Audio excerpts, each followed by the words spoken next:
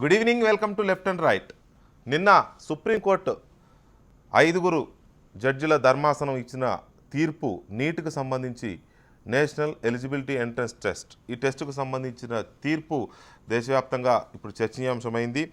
నీట్కు సంబంధించి గతంలో 2013లో జస్టిస్ దవే కూడా సభ్యుడిగా ఉన్న 3 సభ్యుల బెంచ్ ఇచ్చిన తీర్పుని వెనక్కి తీసుకుంటున్నట్టుగా నిన్నటి తీర్పు ప్రకటించడంతో పాటుగా ఆ రోజు చర్చలు, జడ్జిల మధ్య సంప్రదింపులు లేకుండానే హడావుడిగా ఆ జడ్జిమెంట్ ఇచ్చామంటూ కన్ఫెస్ చేస్తూ అప్పుడున్న జస్టిస్ కబీర్, ఆ బెంచ్లో ఉన్న జస్టిస్ కబీర్ రిటైర్మెంట్ రోజున ఇచ్చిన జడ్జిమెంట్గా కూడా దాన్ని అభివర్ణించడం జరిగింది.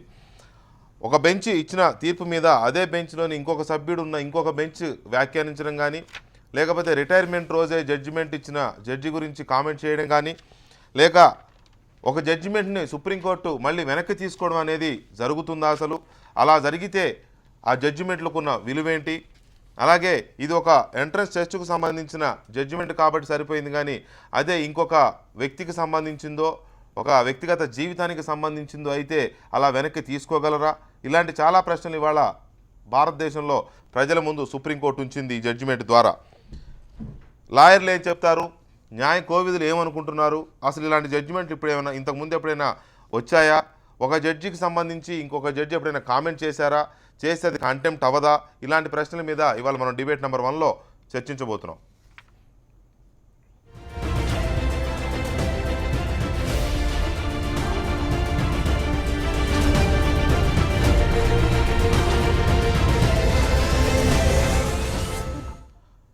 రైట్, ఇవాళ ఈ చర్చలో ప్రముఖ అడ్వకేట్, బీజేపీ అధికార ప్రతినిధి రఘునందన్ గారు స్టూడియోలో ఉన్నారు. మరి కాసేపట్లో Osmania university law college principal Gali Vinod Kumar గారు, ప్రొఫెసర్ గాలి వినోద్ కుమార్ గారు కూడా మనతో జాయిన్ అవుతారు. మరొక ప్రముఖ అడ్వకేట్ జంధ్యాల రవిశంకర్ టెలిఫోన్ లైన్లో అందుబాటులో ఉన్నారు. ముందుగా రవిశంకర్ గారు గుడ్ ఈవినింగ్ అండి. గుడ్ ఈవినింగ్ అండి. అసలు first of all my basic question, ఒక తీర్పుని ఇచ్చిన సుప్రీంకోర్టు, ఏజ్ బెంచ్ ఇవ్వండి, ఏ జడ్జి ఇవ్వండి, that judgement has given by apex court, దాన్ని వెనక్కి తీసుకోవడం అంటూ జరుగుతుందా? ఇంతకుముందు ఎప్పుడైనా జరిగిందా? అయిపోయిందా మీ ప్రశ్న? అయిపోయింది. ఫస్ట్ బేసిక్ క్వశ్చన్ అదే. ఇప్పుడు మామూలుగా ఏంటంటే అండి, ఒకటి వీళ్ళు దవే గారు ఎర్లియర్ బెంచ్ లో ఆయన he was a part of earlier bench, ఆయన ఓ జడ్జిమెంట్ ఇచ్చా అన్నారు. సరే, ఆయన ఆ రోజున మాతో డిస్కస్ చేయలేదన్నారు. అయితే ఏంటంటే ప్రధానంగా జడ్జిల మధ్యలో ఏం జరుగుతుంది అనేది మనందరం చెప్పలేము, వాళ్ళు ఏం మాట్లాడుకుంటారని. కానీ ఫండమెంటల్ గా ప్రిన్సిపల్ ఏంటంటే, ఫుల్ బెంచ్ అయినా కూడా ఎవరైనా కూడా ఒక జడ్జి రాస్తే మిగతా 2-3 జడ్జిలు ఎండార్స్ చేయటం అనేది, ఒకే జడ్జి రాసిన దాన్ని మిగతా వాళ్ళు కూడా సంతకాలు పెట్టడం అనేది మామూలుగా జరుగుతూ ఉంటాయి. కానీ బెంచ్ జడ్జిమెంట్ అంటే ఎవరు జడ్జిమెంట్ వాళ్ళు రాస్తారు. బ్రిటిష్ లా ప్రకారం ఎవరి బెంచ్ జడ్జిమెంట్ వాళ్ళు రాసి ఆ జడ్జిమెంట్స్ లో 3-2 లేకపోతే 4-1 ఈ రకంగా అది లెక్క పెట్టి అందరూ ఏ పాయింట్ మీద ఏకీభవించారో చూసుకుని దాని ప్రకారం మెజారిటీ బెంచ్, మెజారిటీ రూలింగ్ అని చెప్పి చెప్తారు. ఇవాళ ఇక్కడ దాంట్లో జరిగిందంటే, రెండోది ఏంటంటే మీరు ఇంకో ప్రశ్న అడిగారు, ఈ రకంగా జరుగుతుందా అంటే, మామూలుగా మనం చూసాం మర్డర్ కేసుల్లో అయ్యి తర్వాత వాళ్ళకి మరణశిక్ష పడిన వాళ్ళని ఆ జడ్జిమెంట్స్ ని రివ్యూ చేయటం, వాళ్ళకి మళ్ళీ రీకన్సిడర్ చేయటం, ఎర్లియర్ జడ్జిమెంట్ ని అంటే క్యూరేటివ్ పిటిషన్, రివ్యూ పిటిషన్, ఈ రకంగా రకరకాలు ఉంటాయి సుప్రీం కోర్టులో. కానీ అవి అడ్వకేట్లు అడుగుతారు. అడ్వకేట్లు అడిగి పిటిషన్స్ పెట్టి వాటిని ఒప్పుకోమని, మళ్ళీ అడిగితే వాళ్ళు దీనికి రివ్యూ చేయాల్సిన అవసరం లేదని చెప్పడం, ఇలాంటివి జరుగుతాయి. కానీ జడ్జిలుగా వాళ్ళు అంటే ఇప్పుడు వీళ్ళందరినీ వాళ్ళు కన్సల్ట్ చేసి ఒకే రకంగా జడ్జిమెంట్ రాస్తాం అనేది ఒక విచిత్రమైన ప్రక్రియ. ఇప్పుడు మాట్లాడింది నాకు కూడా ఆశ్చర్యంగా అనిపించింది. అంటే ఎవరు రాసేసిన దాన్ని సంతకం పెట్టమని పంపించేసి రెండు వాళ్ళు కూడా సంతకం పెడుతుంటారని మనందరి భావన. లోపల ఏం జరుగుతుంది అనేది నేను కూడా క్లియర్ గా చెప్పలేము, ఎందుకంటే మనం జడ్జిలు కాదు కాబట్టి. కాకపోతే అందరూ కలిసి తలా జడ్జిమెంట్ 5 రాసి 5 జడ్జిమెంట్ లో 3-2 కింద మెజారిటీ అని చెప్పి చెప్తారు. ఇక్కడ 2-1గా మెజారిటీ వచ్చింది. తర్వాత జడ్జి రిటైర్ అయిపోయేవాడు ఇచ్చిపోయాడు కాబట్టి ఆ లాస్ట్ రోజు జరిగింది కన్సల్టేషన్ లేని. అంటే జడ్జి చచ్చిపోయాడు కాబట్టి అది జడ్జిమెంటే కాదని మనం భావించాలా. ప్రధానంగా ఇప్పుడు ఒక జడ్జి చచ్చిపోతే ఇది జడ్జిమెంట్ కాదు, ఒక జడ్జి రిటైర్ అయిపోతే ఇది జడ్జిమెంట్ కాదని మనం అనుకోం కదా. అది నా ఉద్దేశ ప్రకారం ప్రిన్సిపల్స్ కి విరుద్ధంగానే మాట్లాడినట్టుగా అనిపిస్తుంది. ఒక్క నిమిషం రవిశంకర్ గారు, ఒక్క నిమిషం రఘునందన్ గారు. మా ముగ్గురు మధ్య సరైన చర్చ జరగలేదు, సరైన సంప్రదింపులు జరగకుండా ఇచ్చిన జడ్జిమెంట్ అని మళ్ళీ అదే జస్టిస్ దవే గారు చేసిన కామెంట్ ఒకటి చాలా కీలకంగా కనపడుతోంది దీంట్లో. ఈ బేసిక్ క్వశ్చన్ అసలు వెనక్కి తీసుకోవడం అనే దాన్ని ఎలా చూడాలి? అఫ్కోర్స్ కింది కోర్టులు ఇచ్చిన వాటిని పై కోర్టులు కొట్టేస్తుంటాయి, కింది బెంచ్ ఇచ్చిన దాన్ని పై కోర్టు రివ్యూ చేస్తూ ఉంటాయి, ఇదంతా బేసిక్గా జరుగుతున్నదే. కానీ ఈ జరిగిన ఈ పర్టికులర్ థింగ్ ఎందుకు రివ్యూ చేస్తున్నారు, ఎందుకు కొట్టేస్తున్నారు, దాన్ని ఎందుకు వెనక్కి కొట్టేయడం వేరు, వెనక్కి తీసుకోవడం వేరు. ఆ వర్డింగ్ చాలా గమ్మత్తుగా ఉంది ఎందుకో. మరి మీకేమనిపిస్తుంది? అంటే ఆ పర్టికులర్ సెంటెన్స్ ఏదైతుందో ఇందాక రవిశంకర్ గారు చెప్పినట్టు within the 4 walls before judgement ఏం జరుగుతాయి అనేవి చాలా వరకు అవి అవసరం లేని విషయాలు, బయట చాలా తక్కువ మందికి తెలవడానికి స్కోప్ ఉన్నటువంటి విషయాలు, తెలవడానికి ఛాన్సెస్ చాలా తక్కువ. అది రిటైర్మెంట్ తర్వాతనో లేదా ఏదో ఒక సందర్భంలోనో వాళ్ళంతలో వాళ్ళు ఓపెన్ అయ్యి చెప్తే తప్ప ఆ రోజు ఆ జడ్జిమెంట్ రాసిన సందర్భంలో ఏం జరిగింది అనేది బయట డిస్కషన్కి ఛాన్సెస్ తక్కువ ఉంటాయి.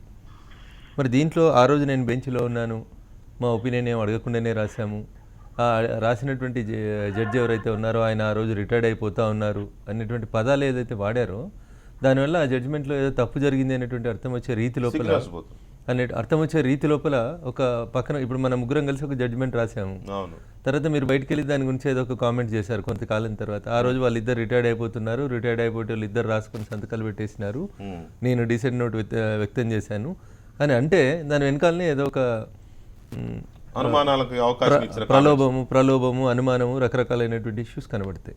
ప్రలోభం అనే పదం ఎందుకు చెప్తా ఉన్నానంటే ఇక్కడ డబ్బుతో కూడుకున్నటువంటి ఎంట్రన్స్ టెస్ట్ ఇది. ప్రైవేట్ కళాశాలలు తమంతటి తామే ఎగ్జామ్ పెట్టుకుని తమంతటి తామే మెడికల్ పీజీ వాటిల్లో అడ్మిషన్స్ ఇచ్చుకుంటాం అనేటువంటి టెస్ట్ మనందరికీ తెలుసు, బహిరంగ రహస్యమే. మెడికల్ సీట్లు ఎట్లా కోట్లలో అమ్ముతారనేది మీరు మేమందరం చాలా సందర్భాల్లో on the record off the record చర్చించుకుంటాం. రఘునందన్ కూతురు నా కొడుకు కూడా మెడికల్ కాలేజ్ సీట్లు చదువుతున్నారు కాబట్టి మాకు ఆ బాధలు బాగా తెలుసు. వాస్తవంగా ప్రభుత్వ సీట్లు వస్తే అమ్మితే ఎట్లా అమ్ముతున్నారు, ఎన్ని కోట్లకు అమ్ముతున్నారు అనేది తెలిసినటువంటి అంశం. ఇప్పుడు ఎంసీఏ ఈ సంవత్సరము అన్ని ప్రైవేట్ కళాశాలలకి అడ్మిషన్స్ని ఆపేయండి, వాటికి పర్మిషన్స్ రెన్యువల్ చేస్తలేవని చెప్పి అన్నారు. ఇట్లాంటి ఎంసీఏ ఉత్తర్వులు ఇచ్చిన సందర్భం లోపల వీళ్ళు అప్పీల్కి వెళ్ళి ఆ అప్పీల్ మీద ఏదో ఒక ఆర్డర్ వచ్చింది అనుకోండి, అది ప్రైవేట్ కళాశాల యాజమాన్యాలకు అనుకూలంగా వచ్చేసరికి వెంకటకృష్ణ గారు అనుకునే వాళ్ళందరూ ఏమనుకుంటారంటే వీళ్ళు పెద్ద మొత్తం లోపల డబ్బులు ఇచ్చి మేనేజ్ చేశారని అనుకోవడానికి ఒక ఆస్కారం ఉంటుంది. అది ఒక లేమ్యాన్గా మీరు నేను లేకపోతే కారిడార్లో అడ్వకేట్లు మాట్లాడుకోవడం వేరండి. ఒక ప్యానెల్లో ఉన్నటువంటి ముగ్గురు జడ్జిలలో ఒక జడ్జి గారు ఆ జడ్జిమెంట్ని వెనక్కి తీసుకుంటున్నామని చెప్తున్న సందర్భంగా మాట్లాడినటువంటి ఆ మాట ఆ ఎంట్రన్స్ టెస్ట్ వల్ల ఎవరెవరు లబ్ధి చెందింది, ఎవరికి లాభం జరిగింది అనేటువంటి ఒక అనుమానానికి తావిస్తుంది. ఇక్కడ నాకున్న అభ్యంతరం ఏంటంటే వెంకటకృష్ణ గారు, ఒకవేళ నిజంగా నిన్న మాట్లాడినటువంటి జడ్జి గారికి ఆ జడ్జిమెంట్ మీద అనుమానాలు వచ్చాయనుకోండి వెంకటకృష్ణ గారు, why he's allowed it in the year 2013లో జరిగితే ఇప్పుడు 2016 అంటే 3 సంవత్సరాలు ఆ ఎగ్జామ్ జరిగింది కదా వెంకటకృష్ణ గారు. ఎందుకంటే ఆయన రిటైర్ అయిపోతున్నాడు 17లో. అన్న ఇప్పుడు మనం అందరం అదే వృత్తిలో ఉండి మాట్లాడితే ఏమవుతుందంటే గొంగల్లో కూర్చొని వెంట్రుకలు వస్తున్నాయి అన్నంలో అని చెప్పుకున్నట్టు అయిపోతుంది. ఇప్పుడు వీరు 2017లో రిటైర్డ్ అవుతున్నారు కాబట్టి వీరేదో అంటున్నారు అనేది ఇప్పుడు వచ్చేసింది ఒక కామెంట్ తోటి అడ్వకేట్ నుంచి. ఈ ఛాన్సెస్ ఇచ్చిన వాళ్ళం అవుతాం మనం. ఇప్పుడు న్యాయం చేస్తున్నప్పుడు వెంకటకృష్ణ గారు న్యాయం జరిగిందా లేదా అనే దానికంటే ఎక్కువ న్యాయం చేసినట్టు జనానికి కనబడాల్సినటువంటి అవసరం అయితే ఉంది. న్యాయ వ్యవస్థ మీద ప్రజలకి ఇంకా మంచి వచ్చాడో ఇంకా అపారమైనటువంటి నమ్మకం ఉంది. ప్రజాస్వామ్య వ్యవస్థకి 4 స్తంభాలు అనుకుంటే అందులో ఒక స్తంభంగా న్యాయ వ్యవస్థనే అందరినీ కాపాడుతూ ఉంది, అక్రమార్కుల పట్ల కొరడా జులిపిస్తుంది అని చాలా సందర్భాల లోపల ఓహో ఆహా అని చెప్తూ ఉంటాం. రాజకీయ నాయకులంతా ఎడ్డోళ్ళు ఎదవలు గోదలు వీళ్ళకేం తెలియదు, జ్యుడిషియరీ దీన్ని బాగా గొప్ప కాపాడుతుందని చెప్పుకుంటున్నాం. కానీ దౌర్భాగ్యం ఏందో కానీ గత 3 సంవత్సరాల నుంచి జ్యుడిషియరీ లోపల కూడా సూట్ కేసులు తీసుకుంటున్నారని, బెయిల్ ఇవ్వాలంటే పైసలు తీసుకుంటున్నారని రకరకాలైనటువంటి విషయాలు బయటకు వస్తున్నాయి, కేసులు అవుతున్నాయి, జడ్జిలు కూడా రిమాండ్ అవుతా ఉన్నారు. ఇది బాధాకరమైనటువంటి విషయం. ఈ సందర్భంలో ఇంత పెద్ద కేసులో జస్టిస్ దవే గారు చేసినటువంటి సెంటెన్స్ అనేది దాదాపు అందరికీ అనుమానం ఏముంది, ఈ జడ్జిమెంట్ ఏదో కొంత ప్రలోభ పెట్టి తీసుకోబడినట్టుగా కనబడతా ఉంది. మరి ఇప్పుడు దవే గారు ఆ రోజు నుంచి ఈ రోజు దాకా ఎందుకు కంప్లైంట్ ఫైల్ చేయలేదు? జడ్జి రిటైర్డ్ అయిపోయింది కదా, ఆయన దృష్టిలో ఆయన తప్పు జడ్జిమెంట్ ఇచ్చిపోయినాడు కదా, మరి ఆయన మీద చర్యలు తీసుకోవాలా వద్దా? డబ్బుకు సంబంధించో ఇతరత్ర ప్రలోభానికి సంబంధించో ఆ జడ్జిమెంట్ వచ్చింది అని అనుకున్నప్పుడు ఒక బాధ్యత గల జస్టిస్గా మీరు ఆ జడ్జిమెంటే తప్పని అనుకున్నప్పుడు what are the steps you have taken? Right. ఇక్కడ రెండో జడ్జి గారి సంగతి ఏంటి? ఆయన కూడా రిటైర్ అయ్యాడు కదా, అల్తమాస్ కబీర్ పక్కన కూర్చుని ఆయన కూడా లేరు కదా ఇప్పుడు. ఒక్క నిమిషం వినోద్ గారు, ఈ జడ్జిమెంట్ మీరు చూసే ఉంటారు. నిన్నటి నుంచి దీని మీద పెద్ద చర్చోపచర్చలు జరుగుతూ ఉన్నాయి. ఎందుకు ఈ రకంగా వెనక్కి తీసుకోవడం ఏంటి అసలు విచిత్రంగా? కింది కోర్టు ఇచ్చిందని పై కోర్టులు కొట్టేస్తుంటాయి. ఒకవేళ ఒకవేళ ఎవరైనా స్టే ఇచ్చారనుకోండి, లేదు ఒక తీర్పు ఇచ్చారనుకోండి, పై కోర్టుకి వెళ్ళే అవకాశం ఆ క్లయింట్కి ఉంటుంది, అతనికి ఆ పౌరుడికి. పై కోర్టు కొట్టేయచ్చు, లేదా దాన్నే అమలు చేయాలని కూడా ఆదేశించవచ్చు. కానీ ఇక్కడ సుప్రీంకోర్టు ఇచ్చిన జడ్జిమెంట్ని తానే వెనక్కి తీసుకుంటున్నానని చెబుతూ మళ్ళీ నీట్ అనే ఎగ్జామ్ని మళ్ళీ పునరుద్ధరిస్తున్నాం, మళ్ళీ ఎంసీఐ వాళ్ళు నీట్ పెట్టొచ్చు అని చెప్పి ఆర్డర్స్ ఇస్తూ అప్పుడు ఇచ్చిన జడ్జిమెంట్లో మా మధ్య ఒక చర్చ జరగకుండా ఇచ్చేసాం మేము అంటే. బేసిక్ క్వశ్చన్ ఏంటంటే అదేదో ఎంట్రన్స్ టెస్ట్ కాబట్టి పెద్దగా ఎవరికి నొప్పి తెలియలా. అది ఒక వ్యక్తిగతమైన జీవితానికి సంబంధించిందో, లేదా కుటుంబానికి సంబంధించిందో, లేకపోతే ఒక సుదీర్ఘమైన ప్రాణానికి సంబంధించింది అనుకోండి. సపోజ్ ఏంటి పరిస్థితి? ఇలాంటిది జరుగుతుందా అసలు? అది 100% జరుగుతుందండి. జ్యుడిషియరీలో ఇప్పటికీ జరుగుతున్న జడ్జిమెంట్స్ అన్నీ, మేజర్ జడ్జిమెంట్స్ అన్నీ కూడా మ్యానిపులేషన్ జరుగుతున్నాయి. మేనేజ్మెంట్ జడ్జిమెంట్సే ఇవి కూడా రూల్ ఆఫ్ లా బేస్ మీద అసలు జరగట్లేదు. మనం ఇప్పుడు దాన్ని కూడా అర్థం చేసుకోవాల్సిన కోణంలో నుండి ఇప్పటిదాకా ఈవెన్ లా సెట్ విషయానికి వస్తే కూడా ఇప్పటికీ ప్రైవేట్ కాలేజీలు అంతా మేనేజ్ చేస్తున్నాయి. ఏజ్ రిస్ట్రిక్షన్ పెట్టాలని పెట్టొద్దని అనే అంశము గత 10 ఏళ్ళుగా కొనసాగుతుంది. దాంట్లో ఈ తీర్పు ఇవ్వడానికి ఎంతసేపు అండి? ఎందుకు ఇంత పెండింగ్ కావాల్సిన అవసరం ఉంది అంటే అక్కడ ప్రైవేటు కాలేజీ యాజమాన్యాలంతా మేనేజ్ చేస్తున్నాయి కాబట్టి ఇప్పటివరకు తీర్పు రావలేదు. సో దాని మీద సరైన తీర్పులు ఇట్లాంటి అంశాలు, నాట్ ఓన్లీ లా కాలేజ్, ఇది మెడికల్ కాలేజెస్ అయితే ఇంకా పెద్ద కుంభకోణం. అది పెద్ద ఎత్తున కుంభకోణం, మెడికల్ సీట్ల కుంభకోణం. దాంట్లో పెద్ద కోట్ల చేతులు మారే కార్యక్రమం ఉంది. కాబట్టి ఇవాళ జడ్జిలను మేనేజ్ చేస్తూ, జడ్జిమెంట్లను మేనేజ్ చేస్తున్న మొత్తం టోటల్ కార్పొరేట్ రంగం ఏదైతే ఉందో ఇవాళ వాళ్ళను కంప్లీట్ కంట్రోల్లో పెట్టుకుంటున్నది జ్యుడిషియర్ని. అందుకే మొత్తంగా కామన్ మ్యాన్కు సంబంధించిన జడ్జిమెంట్స్ చూడండి, ఒకసారి పరిశీలిస్తే ఇప్పటివరకు ఈ 5-10 ఏళ్లలో వచ్చిన జడ్జిమెంట్స్లలో ఏవి కూడా కామన్ మ్యాన్కి అనుకూలంగా లేవు. కార్పొరేట్ సెక్టర్కి అనుకూలంగానే వచ్చాయి. ఈవెన్ కేజీ బాలకృష్ణన్ హయాంలో కూడా, కేజీ బాలకృష్ణన్ దళితుడైనప్పటికీ ఆయన హయాంలో వచ్చిన జడ్జిమెంట్స్ నిజంగా ఎందుకు కార్పొరేట్ సెక్టర్కి అనుకూలంగా వచ్చింది? ఎందుకు టాటా బిర్లా అంబానీలకు సపోర్ట్ చేస్తూ వచ్చాయి జడ్జిమెంట్స్ అన్నీ కూడా? కాబట్టి ఇవన్నీ ఏంటంటే managements, not basing on rule of law judgements. దీంట్లో కూడా మేనేజ్మెంట్ జరిగిందనేది మన దవే ద్వారా మనకు అర్థమవుతుంది. మేము వెనుకకు తీసుకుంటున్నామంటే అర్థమైంది ఇవాళ ఆ గతంలో కొంత తప్పు జరిగిందని అర్థం, దాన్ని మళ్ళీ రివ్యూ చేసుకుంటున్నట్టు అర్థం. సో తప్పు జరిగినప్పుడు దాన్ని ఇమీడియట్లీ ఎందుకు రెక్టిఫై చేయలేదు? 3 ఏళ్ళ దాకా ఎందుకు ఆపారు? దాన్ని తప్పు నష్టపోయిన తల్లిదండ్రులు, విద్యార్థులు, వాళ్ళ భవిష్యత్తు ఏంటి, లబ్ధి పొందిన కాలేజీలు, సంస్థలు ఏంది, ఎన్ని కోట్లు 3 ఏళ్లలో చేతులు మారాయి, దానికి బాధ్యులు జ్యుడిషియరీ కాదా? కాబట్టి ఇట్లాంటివన్నీ కూడా పూర్తిగా వెనక్కి తీసుకోలేరు, బాధితులకు అన్యాయాన్ని కాంపన్సేట్ చేయలేరు. కాబట్టి ఒక్క జడ్జి ఎప్పుడైనా సరే ఆ సీట్లో కూర్చున్న జడ్జి గుర్తుపెట్టుకోవాల్సింది, వేల మందికి, కోట్లాది మందికి సంబంధించిన ఏ అంశమైనా సరే న్యాయపరంగా మాత్రమే ఇవ్వాలి తప్ప వ్యక్తిగత విషయాలలో కూడా రూల్ ఆఫ్ లానే ఉండాలి. కానీ 90% of the judgements are managed judgements, not basing on the rule of law. అది జరుగుతున్నది కాబట్టి ఇది అందులో భాగంగానే దీన్ని చూడాలి తప్ప దీన్ని ప్రత్యేకంగా మనం ఈ జడ్జిమెంట్ అంటే పెద్ద ల్యాండ్ మార్క్ జడ్జిమెంట్ కాలేదు. చాలా సందర్భాలలో ఇవాళ కార్పొరేట్ శక్తులకు అనుకూలంగా ఎడ్యుకేషన్ రంగంలో ప్రైవేట్ కాలేజీలో రిజర్వేషన్స్, అంటే ఈవెన్ గవర్నమెంట్ కాలేజీలో ఉన్నత విద్యా సంస్థల రిజర్వేషన్లు వద్దని చెప్పేసి, తర్వాత ప్రైవేటు యాజమాన్యాలకు పూర్తి సంపూర్ణమైన హక్కు ఉందని చెప్పేసి ఇవన్నీ జడ్జిమెంట్స్ అయితే ఉన్నాయి. ఇవన్నీ పూర్తి అన్కాన్స్టిట్యూషనల్ జడ్జిమెంట్స్. రాజ్యాంగంలో నిజంగా చెప్పాలంటే our is social welfare state. మనకు నీ జ్యుడిషియరీ ఇచ్చే ప్రతి జడ్జిమెంట్ కూడా వెల్ఫేర్ స్టేట్కి బేస్ అయి ఉండాలి. పూర్తి దానికి విరుద్ధంగా ఇచ్చాయి జడ్జిమెంట్. చూడండి, ఎడ్యుకేషన్ సమత కేసు తీసుకోండి, ఈవెన్ మీరు ఈ మధ్యకాలంలో ఇంపార్టెంట్ జడ్జిమెంట్స్ అన్ని కూడా టోటల్ కాన్స్టిట్యూషన్ ఫిలాసఫీకి వ్యతిరేకంగా ఇచ్చారు అనేది ఒక ఇదైతే, ఆ వ్యతిరేకంగా ఇచ్చిన దాంట్లో మళ్ళీ అందులోనే ఒక లూప్ హోల్స్ బయటపడడం అనేది, ఎవరో బయట పెట్టారు, ఎవరో బయట ఏదో అనామకులు మాట్లాడారు అనేది కాదు కదా.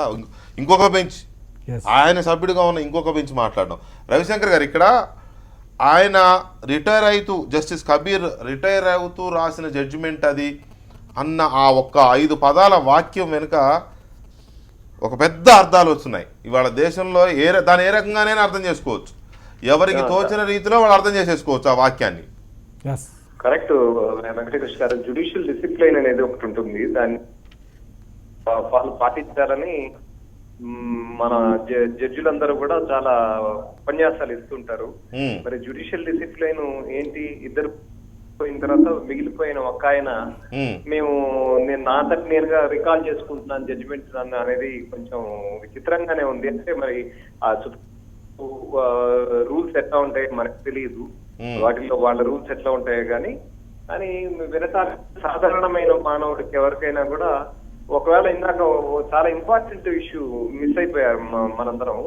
వెంకటకృష్ణ గారు మీరు మాట్లాడుతూ అన్నారు మరణానికి సంబంధించింది వ్యక్తిని హ్యాంగ్ చేసేసిన తర్వాత ఆ రోజులు మేము ఇచ్చిన జడ్జిమెంట్ తప్పు అని చెప్పి పక్కన కూర్చుని చెప్పి 3 ఏళ్ల తర్వాత మాట్లాడితే ఏమవుతుందండి? అదే కదా నా డౌట్. అదే మీ క్వశ్చన్ చాలా ఇంపార్టెంట్ క్వశ్చన్. ఇప్పుడు అదే జరుగుతోంది. ఇప్పుడు రివ్యూ మీరు బతుకుండంగా రివ్యూ చేసి మేము ఇచ్చిన ఉరి శిక్ష తప్పు అని చెప్పి చేసుకోవటం ఒక రకం, ఉరి శిక్ష అమలు చేసేసిన తర్వాత ఇప్పుడు 3 సంవత్సరాలకు దాదాపుగా అది అమలు జరిగిపోయింది. అమలు జరిగిన తర్వాత ఆ లేని ఇద్దరు ఇచ్చిన జడ్జిమెంట్ ని మెజారిటీ జడ్జిమెంట్ ని సింగిల్ జడ్జి అనటం అనేది నాకు తెలిసినంత వరకు ఇంతవరకు ఎప్పుడు జరగలేదు. ఎందుకంటే అనదర్ యాంగిల్ ఏంటంటే 2 జడ్జిలు ఇచ్చిన జడ్జిమెంట్ ని సింగిల్ జడ్జి అంటే 2:1 రేషియోలో రూలింగ్, మెజారిటీ రూలింగ్ ని మర్నాడు పొద్దున ఇంకో సింగిల్ జడ్జి దానికి లేదు, దాన్ని ఫాలో అవ్వాలి, లేకపోతే కాన్స్టిట్యూషన్ మీద ఇంకో రిఫర్ చేయాల్సిన అవసరం ఉంటుంది. కానీ అదే జడ్జి నేనున్నాను నన్ను అడగకుండా జడ్జిమెంట్ చెప్పారు అంటే, నిన్ను అడగకుండా చెప్పినా అడిగి చెప్పినా నీ జడ్జిమెంట్ నువ్వు చెప్పావు, నీ జడ్జిమెంట్ 2:1 చెప్పావు. అవును, నువ్వు జడ్జిమెంటే చెప్పకుండా నేను సంతకం పెట్టను అనలేదుగా. నువ్వు సంతకం చెప్పాల్సిందేదో చెప్పేసావు, జడ్జిమెంట్ అవదుగా. డిసెంట్ రూపంలో నువ్వు చెప్పాల్సిందేదో చెప్పేశావు, నీ జడ్జిమెంట్ రూపంలో చెప్పేశావు. నువ్వు జడ్జిమెంట్ వాళ్ళిద్దరికి అగేన్స్ట్ చెప్పావు. ఈ జడ్జిమెంట్ ని ఇప్పుడు కరెక్ట్ చేసుకుందాం అని ప్రయత్నం చేసాం అనేది క్లియర్ గా కనిపిస్తుంది. అంతకంటే ఇంకా వేరే భావన ఏమో అవసరం లేదు. రైట్. ఇక్కడ రఘునందన్ గారు, ఇప్పటికే జ్యుడిషియరీ మీద రకరకాల కామెంట్స్, రకరకాల ఆరోపణలు, రకరకాల వ్యాఖ్యానాలు కొన్ని వింటున్నప్పుడు అనవసరంగా అంటున్నారేమో అని అనిపిస్తుంది. ఒక్కోసారి ఏమో అయ్యో జ్యుడిషియరీ కూడా ఇలా అయిపోతుంది ఏంటి దేశంలో అనే బాధ కలుగుతూ ఉంటుంది. అవి రకరకాల స్కాములు చూసాం, బెయిల్ స్కామ్ అని, ఆ స్కామ్ అని, ఈ స్కామ్ అని చూసాం. ఇవాళ ఈయన ఈ మాట అన్నాడు అని అంటే ఆ రోజు ఆ జడ్జి గారు ఏం చేశారనుకోవాలా? ఎవరికి ఎలాంటి అనుమానాలు వస్తాయి, ఖచ్చితంగా వస్తాయి. లేమానికి ఎవరికైనా నిజంగానే రిటైర్మెంట్ రోజు సంతకం మనం అంటూ ఉంటాం. సపోజ్ కిరణ్ కుమార్ రెడ్డి గారికి సంబంధించి కొన్ని కామెంట్స్ వచ్చాయి. అప్పుడు రిటైర్మెంట్ ఆయన పదవిని దిగిపోయే రోజు ఎన్ని ఫైల్లో సంతకం పెట్టాడని, ఇంకొక మంత్రి గారు ఆఖరి రోజు ఎన్నో ఫైల్ సంతకం, ఇట్లాంటి కామెంట్స్ చూసాం. కొన్ని 100 కోట్లు చేతులు మారిపోయాయి. ఇలాంటివన్నీ రాజకీయ నాయకులు మీరు చూసాం. వాళ్ళు మనుషులైన వీళ్ళు మనుషులే కదా. మరి రిటైర్మెంట్ రోజు జడ్జిమెంట్ ఇచ్చాడు అంటే నేను ఎలా అర్థం చేసుకోవాలి దేశ పౌరుడిగా? చాలా స్పష్టంగా ఇంకా వేరే అర్థం ఏముంది వెంకటకృష్ణ గారు? రాజకీయ నాయకుల మీద ఏ బురదనైతే అక్కడ ఇందాక జల్లబడుతుందో అదే ఇప్పుడు ఇక్కడ జడ్జిల మీద కూడా చాలా స్పష్టంగా కనబడుతూ ఉంది. వాళ్ళు కూడా మనుషులే, వాళ్ళు ఏం దైవాంశ సంభూతులు కాదు. ఎందుకన్నా ఈ పదం అంటే, తమిళనాడులో ఒకసారి ప్రభుత్వ ఉద్యోగులు సమ్మె చేస్తూ ఉంటే సమ్మె చేస్తున్నటువంటి ప్రభుత్వ ఉద్యోగులందరినీ నాటి ముఖ్యమంత్రి జయలలిత 1,00,000 మంది ఉద్యోగుల్ని మీరు విధులకు హాజరు కాకపోతే మిమ్మల్ని విధుల నుంచి తొలగిస్తున్నాను అని ఒక సంతకం పెట్టినారు. సరే, మీలాంటి వాళ్ళు అలాంటి వాళ్ళు కోర్టుకు పోతే ఆ రోజు ఎవరో మరి ఆ పెద్ద మనిషి జడ్జి గారు, నాకు పేరు గుర్తు రావట్లేదు, కానీ ఆయన ఏం చెప్పినాడంటే రాష్ట్ర ప్రభుత్వం తీసుకున్నటువంటి నిర్ణయం సరైందే అని జడ్జిమెంట్ వచ్చింది వెంకటకృష్ణ గారు. అంటే దేశంలో సమ్మె చేసేటువంటి హక్కు ప్రభుత్వ ఉద్యోగులకి, ప్రైవేట్ ఉద్యోగులకి అసలు ఎవరికి లేదా? కడుపు నిండి ఎంత జీతం రానప్పుడు, చాలని వేతనాలతో ఉన్నప్పుడు సమ్మె అనేది కార్మికునికి ఉండేది, లేదా ప్రభుత్వ ఉద్యోగులకి, సంఘాలకున్న, నాయకులకు ఉన్నటువంటి వాళ్ళకున్న ఒక హక్కు అది. దాన్ని కూడా తీసేస్తూ ముఖ్యమంత్రి గారు తీసుకున్న నిర్ణయం సరైందే అని చెప్పి ఒక జడ్జి గారు చెప్పినప్పుడు దాని మీద కూడా ఎన్ని విమర్శలు వచ్చినాయో మీరు మనం అందరం చూసాం.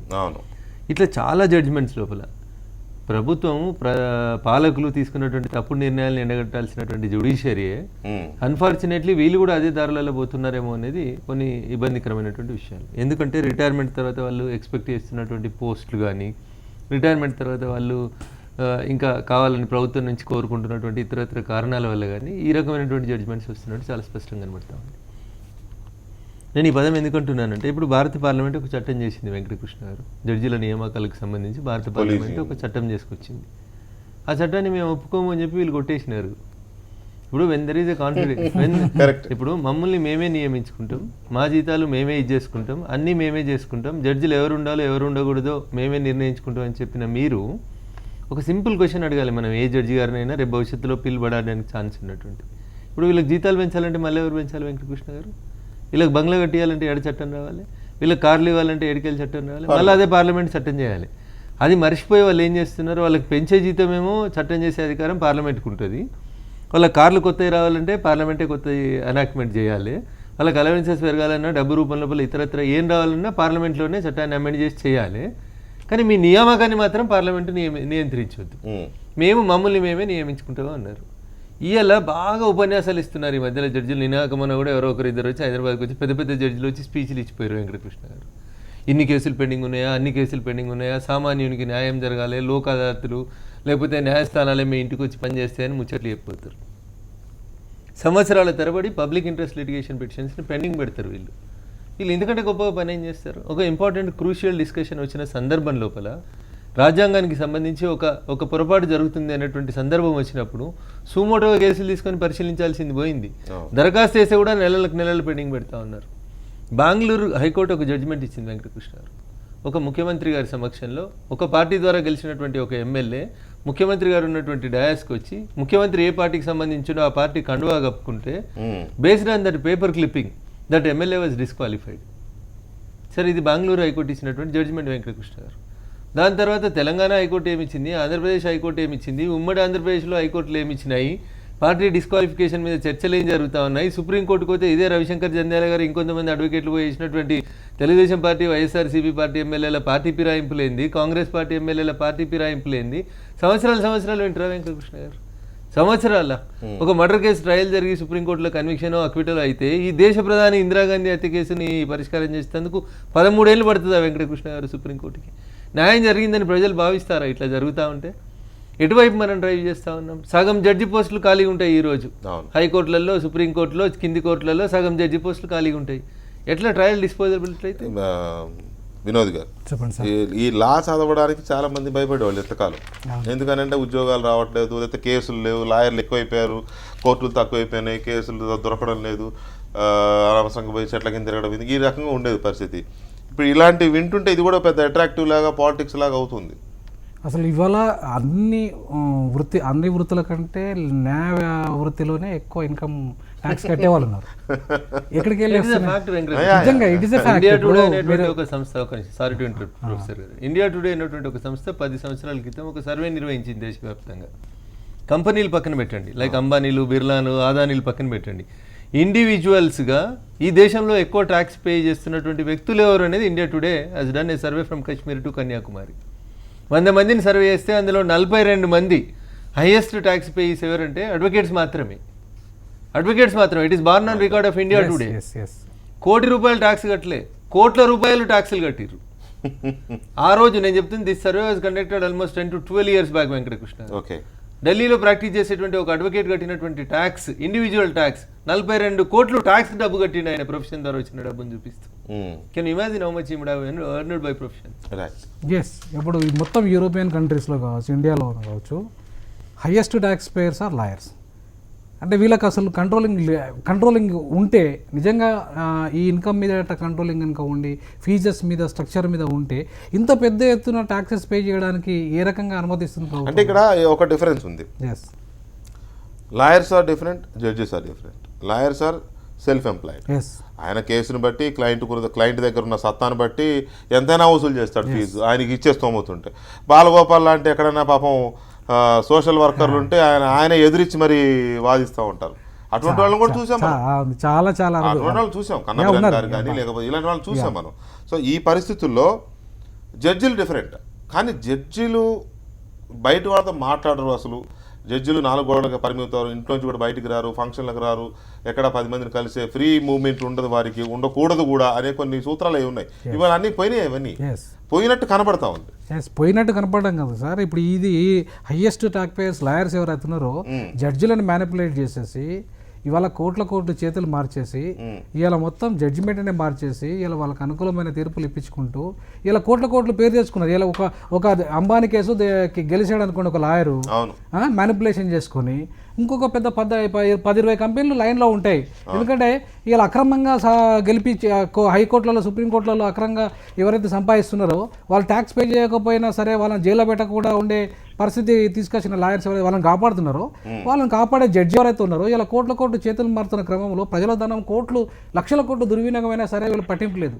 అటు జడ్జికి పట్టింపు లేదు, ఇటు లాయర్కి పట్టింపు లేదు. వాళ్ళు కాపాడాల్సింది ఒక నేరస్తుని, మాల్యా లాంటి వాడు వెళ్ళిపోయాడు. ఇప్పుడు మాల్యా కోసము ఇప్పుడు ఎంతమంది తాపత్రయపడుతున్నారు. ప్రధానమంత్రి ఏం చేయలేకపోయాడు, ఇక్కడ ఉన్న న్యాయ వ్యవస్థ ఏం చేయలేకపోయింది, ఇక్కడ ఉన్న రోజులు ఏం చేయలేకపోయారు. ఇంతకాలం ఎందుకు మాల్యా మీద చర్య జరగలేదు? మాల్యా ఇక్కడికి వెళ్ళి అట్లా లండన్ పోవడానికి ఎవరు కారకులు? కాబట్టి ఇవాళ చాలా ప్రభుత్వానికి జ్యుడిషియరీకి చాలా దగ్గర సంబంధం ఉంది, కార్పొరేట్ సెక్టర్కి దగ్గర సంబంధం ఉంది. ఇవన్నీ మ్యానిపులేషన్లు జరగడం వల్లనే లక్షల కోట్ల రూపాయలు నల్లధనం అంతా కూడా విదేశాల దాకా తరలిపోయిందంటే కారణం ఏంటంటే దాంట్లో జ్యుడిషియరీ పాత్ర కూడా ఉంది. డెఫినెట్గా జ్యుడిషియరీ పాత్ర కూడా ఉంది. సో జ్యుడిషియరీ పాత్ర లేకపోయి ఉంటే ఇప్పటిదాకా నల్లధనం తీసుకురమ్మని సుప్రీంకోర్టు ఎందుకు ఆర్డర్ ఇస్తారు గవర్నమెంట్ మీద? మీరు ఇచ్చిన ప్రామిస్ని ఎందుకు అమలు చేయమని చెప్పేసి అడగచ్చుగా సుమూట కింద. ఇన్ని కేసులు వస్తున్నప్పుడు, ఇంత ప్రజాధనం దుర్వినియోగం అవుతున్నప్పుడు మీ బాధ్యత లేదా జ్యుడిషియరీ మీద? సుప్రీంకోర్టు మీద బాధ్యత లేదా? హైకోర్టు మీద బాధ్యత లేదా? రోహిత్ వేముల విషయంలో ఇన్ని రోజులు ఇంత హంగామా జరుగుతుంటే దీని మీద ఒక సిట్టింగ్ జడ్జి చేత కానీ ఇంకా జ్యుడిషియల్ ఎంక్వైరీ కానీ ఇమ్మీడియట్లీ ఏమని చెప్పేసి ఒక్క మాట చెప్పి పవర్ లేదా జ్యుడిషియరీకి? ఎందుకు చేయట్లేదు? ఇవంతా పొలిటికల్ మ్యానిపులేషన్స్.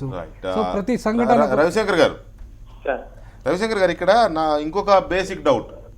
ఇప్పుడు క్లియర్గా లా చెప్తుంది, ఏం చెప్తుందంటే ఒక జడ్జిమెంట్ మీద ఎవరైనా వారి అభిప్రాయాలు వ్యక్తం చేయొచ్చు. కోర్టు, హైకోర్టు, సుప్రీంకోర్టు ఎవరు తీర్పు ఇచ్చినా కూడా తీర్పు మీద అభిప్రాయాలు చెప్పొచ్చు, కానీ జడ్జిలకు ఉద్దేశాలు ఆపాదించకూడదు. ఇది కదా సూత్రం. జడ్జిలకు ఉద్దేశాలు ఆపాదిస్తే అది కంటెంప్ట్ ఆఫ్ కోర్ట్ అవుతుంది. What about this? ఆ జడ్జి గారు రిటైర్మెంట్ రోజు ఇచ్చిన తీర్పు అది అని ఇంకొక జడ్జి గారు అన్నప్పుడు దాన్ని కంటెంప్ట్ ఆఫ్ కోర్ట్ అనలేమా? యాక్చువల్లీ కంటెంప్ట్ ఆఫ్ కోర్టు జడ్జికి కూడా అడ్వకేట్స్ కంటెంప్ట్ ఇవ్వచ్చండి. కంటెంప్ట్ ఆఫ్ కోర్టు జడ్జిలు మాత్రమే ఇస్తారనుకోవడం అని కరెక్ట్ కూడా కాదు. ఎందుకంటే ఇది కోర్టు, జడ్జి కాదు. కంటెంప్ట్ ఆఫ్ కోర్ట్, కోర్టులో జడ్జి ఒక భాగం, న్యాయవాదులు ఒక భాగం. న్యాయవాది జడ్జికి కూడా కోర్టు టైం వేస్ట్ చేసినందుకు కంటెంప్ట్ ఇవ్వచ్చు. ఇవాళ మీరు చెప్పిన లెక్క ప్రకారం వారిద్దరిని వీరు మెజారిటీ జడ్జిమెంట్ ని అయిన ఆపాదించడం అనేది కూడా నిజానికి తప్పే. ఎవరన్నా సుప్రీంకోర్టులో కంటెంప్ట్లు ఇచ్చి మరి కంటెంప్ట్ అడ్వకేట్లు ఇచ్చేంత ఉంటుందా లేదా? మా రఘునందన్ గారికి బాగా తెలుసు, అడ్వకేట్లు ఉత్తరాలు రాసిన ఏం జరుగుతుందో అవన్నీ తెలుసు. కానీ కాకపోతే మీరు చెప్పిన పాయింట్ అది ఆ లైన్ మటుకు కరెక్టే మీరు చెప్పింది. ఖచ్చితంగా ఇది కూడా మరి ఆ రోజున మీ అందరూ కలిసి ప్రజల టైం ని వేస్ట్ చేశారు జడ్జిమెంట్ చేసేటప్పుడు. మీరు కూడా దాంట్లో భాగం కాబట్టి మరి వారు మిగతా జడ్జిమెంట్స్ మీద ఆఫ్ హ్యాండ్ కామెంట్ చేయటం, అసలు ఒక జడ్జిమెంట్ మీద ఇంకోటి జడ్జిమెంట్ కామెంట్ చేయటం అనేది కరెక్ట్ కాదు. ఎందుకంటే పైగా ఈయన సింగిల్ జడ్జి, ఈయన ఇప్పుడు అందుకొని ఆయన జడ్జిమెంట్ కరెక్ట్ చేసుకోవడం కోసం వాళ్ళిద్దరు తప్పని చెప్పడం కోసం కాన్స్టిట్యూషన్ బెంచ్ కి రిఫర్ చేస్తున్నారు 5 జడ్జిలు. అంటే దాన్ని టోటల్ గా ఏంటంటే నలిఫై చేసి ఇద్దరు జడ్జిమెంట్ ని ఓవర్ రూల్ చేయటం కోసం అన్నమాట. కానీ ఆయన చేస్తే చేయొచ్చు, కానీ మాట్లాడటం అనేది ఇట్లా ప్రపంచానికి అంతా తెలిసేట్లు, అంటే లోపల ఏం జరుగుతుందో జ్యుడిషియరీ లోపల ఇలా జరుగుతుందా, జ్యుడిషియరీ జడ్జిలు ఇలా ఉంటారా, అంటే మీరు జడ్జిమెంట్ కూడబడుకుని ఇస్తారా, అంటే ఇవన్నీ రకరకాల ప్రశ్నలకి ఇదంతా చాలా ఓపెన్ అయిపోతుంది. నా ఉద్దేశ ప్రకారం తప్పు చేశారు అనుకుంటున్నానండి. ఒక్క నిమిషం రవిశంకర్ గారు, ఒక్క నిమిషం. సిఎల్ వెంకట్రావు గారు, డాక్టర్ సిఎల్ వెంకట్రావు గారు, MCI medical council of India MCI మాజీ సభ్యులు వెంకట్రావు గారు లైన్లో ఉన్నారు. వెంకట్రావు గారు నమస్తే అండి. నమస్తే వెంకట్రావు గారు, నీట్కి సంబంధించి నీట్ ద్వారా ఎగ్జామ్ పెట్టాలి, ఎంబీబీఎస్ దేశవ్యాప్తంగా ఒకటే ఎంట్రన్స్ టెస్ట్ ఉండాలనే దాన్ని 2013లో సుప్రీంకోర్టు కొట్టేసింది, మీకు తెలుసు. మళ్ళీ నిన్న అదే సుప్రీంకోర్టు ఆ జడ్జిమెంట్ వెనక్కి తీసుకుంటున్నాం, దానివల్ల రాష్ట్రాలలో ప్రైవేటు మేనేజ్మెంట్లో బాగా ఇబ్బడిముబ్బడిగా లబ్ధి పొందుతున్నాయి, విద్యార్థుల తల్లిదండ్రులు నష్టపోతున్నారు, దేశమంతా ఒకటే ఉండడం వల్ల విద్యార్థులకు లాభం జరుగుతుంది, దేశానికి లాభం జరుగుతుంది, కాబట్టి ఎంసీఐ ఆధ్వర్యంలో నీట్ నిర్వహించుకోవచ్చు, నీట్ ద్వారానే మెడికల్ అడ్మిషన్స్ చేయాలి అని చెప్పి నిన్న చెప్పింది సుప్రీంకోర్టు. సో ఈ తీర్పు మీద ఆనాడు కొట్టివేయడం, ఆనాడే రద్దు చేయడం, ఈనాడు మళ్ళీ దాన్ని పునరుద్ధరించడం, ఈ రెండింటికి సంబంధించి మీ అబ్జర్వేషన్ ఏంటి వెంకట్రావు గారు? నీట్ గురించి పునరుద్ధరించడం అనలేదు, దాన్ని మళ్ళీ పునఃసమీక్షిస్తాము. అప్పుడు 3 జడ్జిలు ఇచ్చారు. ఇది చాలా కీలకమైన నిర్ణయం.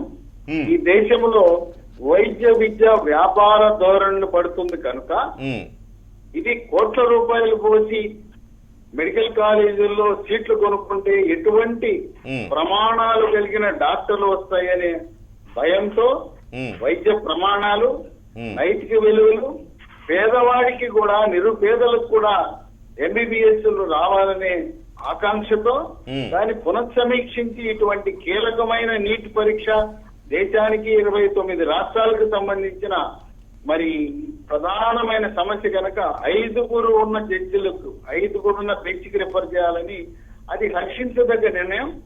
ప్రజలు హర్షిస్తారు. తర్వాత ఈ మెడికల్ కాలేజీలు భారతదేశంలోనే ప్రైవేట్ మెడికల్ కాలేజీలు చేసే అక్రమాలు కానీ లేదా కోట్ల రూపాయలకు అమ్ముకోవడం కానీ మరి ఆ రకంగా చేయటం వల్ల అనేక మంది బాధపడుతున్నారు సీట్లు రాలనే ఉద్దేశంతో మరి సుప్రీం కోర్టు ఆ జడ్జి గారు పునఃసమీక్ష అనే దాన్ని ప్రజలు హర్షిస్తున్నారు, విద్యార్థులు హర్షిస్తున్నారు. ఇక్కడ ఒక స్ట్రైట్ గా డాక్టర్ వెంకట్రావు గారు, ఒకటి నీట్ వల్లే అడ్మిషన్స్ లో ట్రాన్స్పరెన్సీ ఉంటుంది, నీట్ వల్లే విద్యార్థులకు లాభం జరుగుతుంది, నీట్ వల్లే ఇష్టారాజ్యంగా క్యాపిటేషన్ ఫీజులను అదనో ఇదనో దోపిడీ జరగకుండా తల్లిదండ్రులు కూడా సంతోషంగా ఉంటారు అనేది వాస్తవమేనా? అది అక్షర సత్యం. నీట్ వల్ల అవినీతి పోతుంది, అక్రమాలు పోతాయి, అరాజకాలు పోతాయి. డీమ్డ్ యూనివర్సిటీ అనే పేరు పెట్టుకుని మొత్తము ఉన్న సీట్లను గుంతగా 150, 200, 250 సీట్లు మొత్తం అమ్ముకోవడానికి ఈ డీమ్డ్ యూనివర్సిటీలు సొంత పరీక్ష నిర్వహించి ఆ పరీక్షలో అనేకమైన అక్రమాలకు పాల్పడి దాంట్లో మెరిట్ కి ఏమాత్రం విలువ ఇవ్వకుండా మోసం చేసి మొత్తం సీట్లన్నీ అమ్ముకుంటున్నారు కనుక నీట్ వల్ల పేద విద్యార్థికి, ప్రతిభ గల విద్యార్థికి భారతదేశంలో న్యాయం జరుగుతుంది కనుక ఈ దేశంలో ఉండే 110 కోట్ల జనాభాలో 109.5 కోట్ల మంది దీన్ని సమర్థిస్తారు. ఇప్పటికైనా సుప్రీంకోర్టు కళ్ళు తెరిచి దీన్ని నిర్ణయం వెంకట్రావు గారు, మీరన్న ఈ డీమ్డ్ యూనివర్సిటీలు కానీ లేదా ప్రైవేట్ మేనేజ్మెంట్స్ కానీ వీళ్ళు ఈ నీట్ లాంటి వీటి నుంచి తప్పించుకోవడానికి, వాళ్ళ ప్రయోజనాలు దెబ్బతినకుండా ఉండడానికి లీగల్ ప్రొసీడింగ్స్ కూడా మేనేజ్ చేయడానికి వెనకాడరా? ఏమాత్రం వెనకాడరు. ఈ రోజు వార్తాపత్రికలు చూస్తే రేపు రిటైర్ అయ్యే వ్యక్తితో జడ్జిమెంట్ రాయించారని, సుప్రీంకోర్టులో కేసు ఉండగా హైకోర్టులో వెళ్ళి మేనేజ్ చేసుకుని మధ్యంతర ఉత్తర్వులు తెచ్చుకున్నారని, వాటన్నిటిని కూడా మళ్ళీ సుప్రీంకోర్టుకు పట్టుకెళ్లి వీళ్ళు ఎన్ని రకాలుగైనా సిద్ధపడతారు. వాళ్ళు పార్లమెంటు సభ్యుల ద్వారా ప్రభుత్వాన్ని పతనం చేయడానికి కూడా ఏమాత్రం వెనకాడరు. మెడికల్ కాలేజ్ మేనేజ్మెంట్లతో పెట్టుకోవడం అంటే మోడీ గారు కాదు, మరో ప్రధానమంత్రిని కూడా పడగొట్టడానికి కేంద్ర మంత్రులను, ఎంపీలను, ఎమ్మెల్యేలను మొత్తం లాబీ నడిపి చాలా పవర్ఫుల్ లాబీ. ఆ రోజు ఇందిరాగాంధీ ప్రైవేట్ బ్యాంకులు జాతీయం చేస్తుంటే ఎంత ఇబ్బంది పడిందో ఈ ప్రైవేటు మెడికల్ కాలేజీలను, డీమ్డ్ యూనివర్సిటీలు నియంత్రణ చేయాలంటే అంత ఉక్కుపాదం మోపాల వాళ్ళ ప్రభుత్వానికి కూడా కష్టమైన పని. ఒక 150 మంది ఎంపీలు కూడా వీళ్ళు తెచ్చి ఒక పెరేడ్ చేయించే పరిస్థితి ఉంటుంది కనుక ప్రజారంజకమైన నిర్ణయం సుప్రీంకోర్టు నిర్ణయం పునఃసమీక్ష అనేది జరగాలంటే నీట్ జరగాలి, ఈ మోసాలను అడ్డుకట్ట వెయ్యాలని ప్రజలు కోరుకుంటున్నారు. డాక్టర్ వెంకట్రావు గారు, ఇప్పుడు మీరు చెప్పిన దాంట్లో వీళ్ళు ఎంతకైనా తెగిస్తారు, ఎంతకైనా వెనకాడరు, ఎంపీలైనా కోర్టులైనా ఏదైనా మాట్లాడారు కదా. ఇందులో భాగంగా ఆ రోజు జడ్జిమెంట్ 2013లో జడ్జిమెంట్ ఇచ్చిన 3 జడ్జిల్లో 2 రిటైర్ అయ్యారు. దవే గారు నిన్న బెంచ్లో తీర్పు, మెయిన్ జడ్జి ఆయన.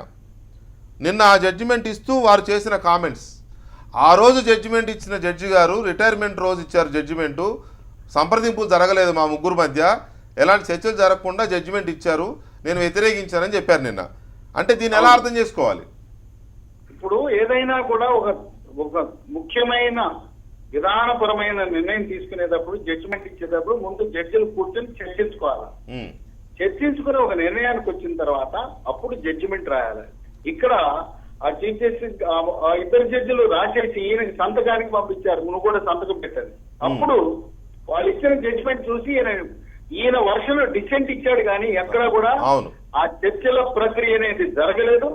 కేవలం ఇవాళ ఆయన ఇచ్చిన మనకు పత్రికలు ఇచ్చిన స్టేట్మెంట్ ప్రకారం పూర్తిగా స్టేజ్ మేనేజ్ చేసి మెడికల్ కాలేజ్ మేనేజ్మెంట్లు ఆ రిటైర్ అయిపోయిన ఇతర సుప్రీంకోర్టు జడ్జిలను మేనేజ్ చేసేసి వాళ్ళకు కావాల్సినట్టుగా ఇది నీట్ చెల్లదు అని తెచ్చారనేది మనకు అందరికీ అర్థమవుతుంది, ప్రజలందరికీ అర్థమవుతుంది కనుక.